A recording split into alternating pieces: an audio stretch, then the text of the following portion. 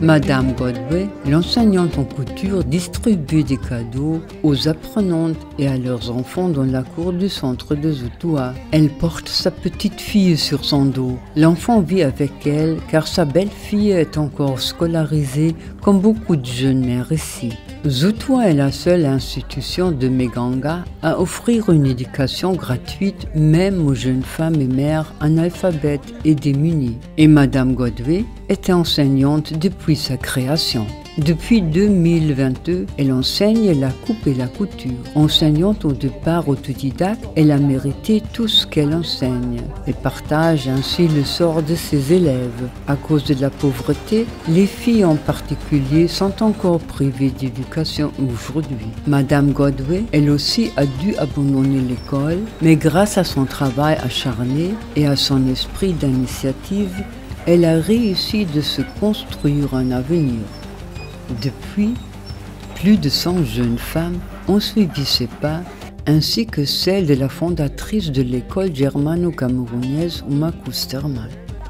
C'est l'heure du repas à Zoutoua et c'est le couru, car Madame Godway distribue des bretzels.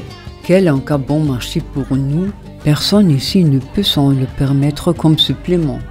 Pour tout le monde, le repas chaud quotidien à Zoutoua est une aubaine. À la maison, au mieux, il y aurait un peu de légumes et un peu d'eau.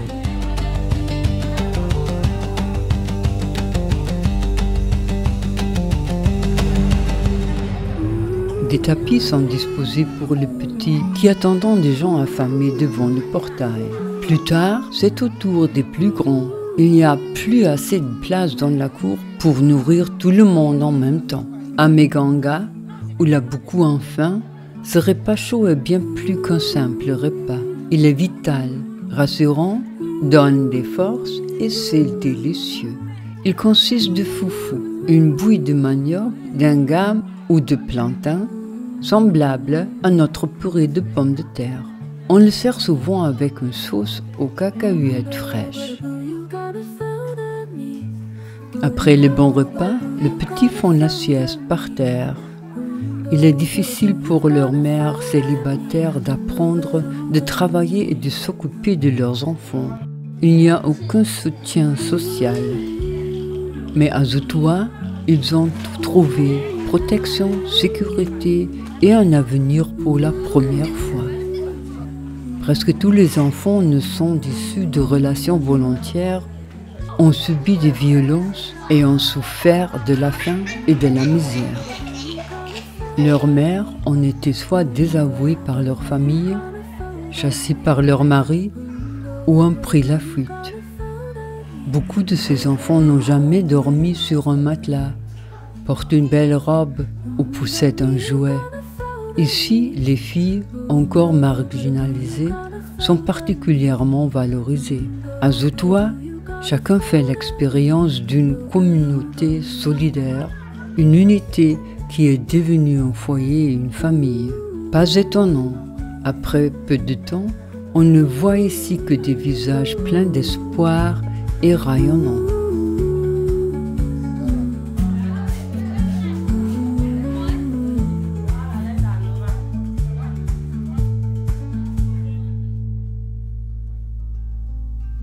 Certains après-midi, mères et enfants se réunissent dans la cour de Madame Godway. Ici, chacun peut véritablement être un enfant. On applaudit, on danse et on rit. Ce n'est pas une évidence pour les enfants camerounais, car ils sont mis au travail dès leur plus jeune âge. Il n'y a pas de temps pour jouer. Sachant que la plupart des jeunes mères étaient encore des enfants au moment de leur mariage, ces rassemblements insouciants sont un véritable baume pour leur âme.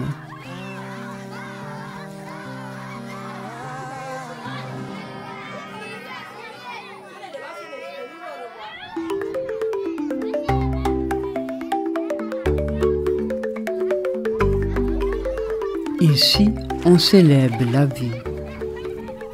À Zoutoua, personne n'a à craindre d'avoir faim le lendemain, d'être chassé ou humilié.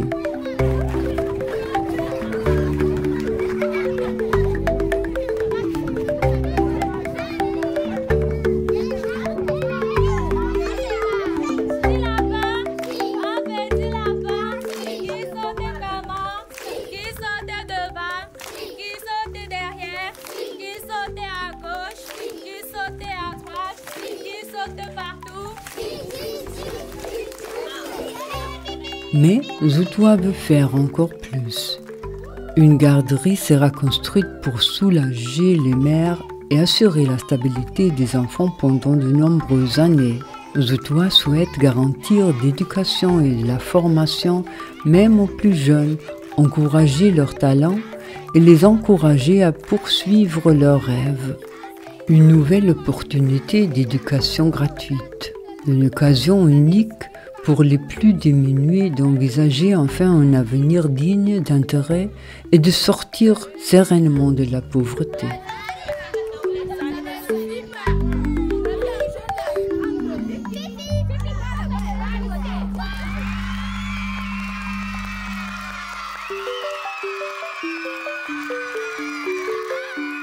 Nous serions ravis que vous souteniez notre projet pour les enfants, pour un avenir digne d'intérêt dans leur pays d'origine.